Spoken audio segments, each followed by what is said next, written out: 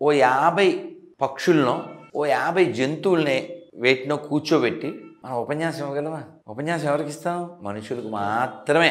సత్సంగాల్లో, హరికథల్లో మధ్య మధ్యలో శ్రీమద్రమారమణ గోవిందా హారి అనిపిస్తుంటారు. నమ పార్వతీపతయే హర హర మహాదేవ శంభో శంకర ఇలా అనిపిస్తుంటారు. కారణం ఏంటి?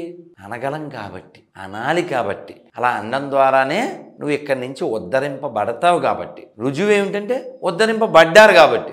ఈ హైదరాబాదులోనే ఉన్న గోల్కొండకి రామచంద్రమూర్తి వచ్చాడా లేదా? వచ్చాడు. రామదాసు గారిని విడిపించాడా లేదా? విడిపించాడు. తానీషాకి డబ్బులు కట్టాడా లేదా? కట్టాడు. మరి చరిత్రలో ఉంది కదా. అది ఎప్పుడో కాదు కదా, 400 ఇది రామాయణం రుజువు కాదు, హైదరాబాద్ రుజువు తీసుకుంటే చాలు. నేను అదే అంటున్నా. రాముడు ఉన్నాడు, రాముడు వచ్చాడు. దానికి గోల్కొండే గొప్ప ఉదాహరణ.